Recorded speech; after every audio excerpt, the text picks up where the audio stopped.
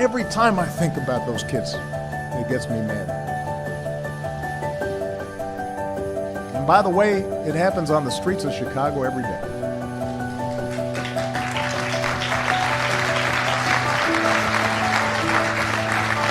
So,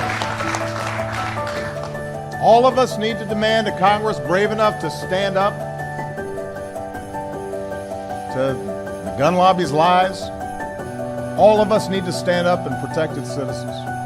All of us need to demand governors and legislators and businesses do their part to make our communities safer.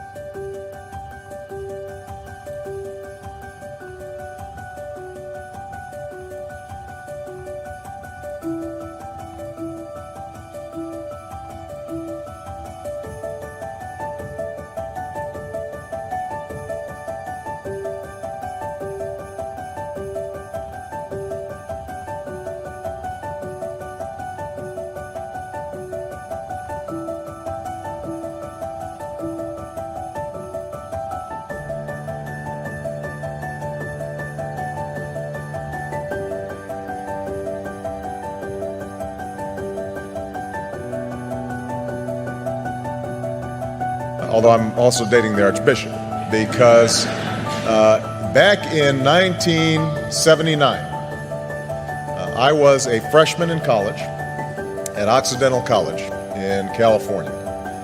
And I had had a somewhat rocky youth and teenage years. My father wasn't at home. I was growing up partly with my grandparents in high school. I'd gotten in trouble occasionally. It was what my mother called a good time Charlie, meaning I wasn't really serious in terms of my studies, in terms of my work. I had some awareness of the world around me, I had some sense of injustice and unfairness, but it wasn't finely honed, it wasn't well developed.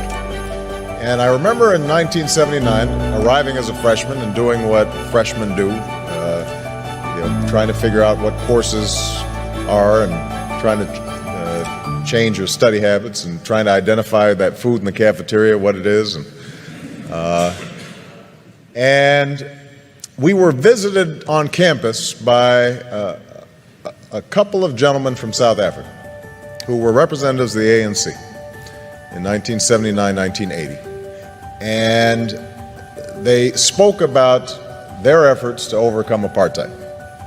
And for about an hour, myself and a group of students listened to these young men who were not much older than we were describe the extraordinary struggles they were going through, the sacrifices that were being made, people who were enduring jail and torture and beatings because they had a sense that somehow, some way, justice would prevail.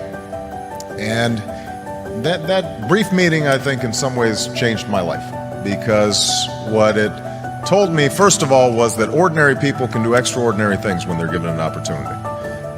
We sometimes think that our leaders have to have fancy degrees or well-educated or some public office somewhere. These young men had none of those things.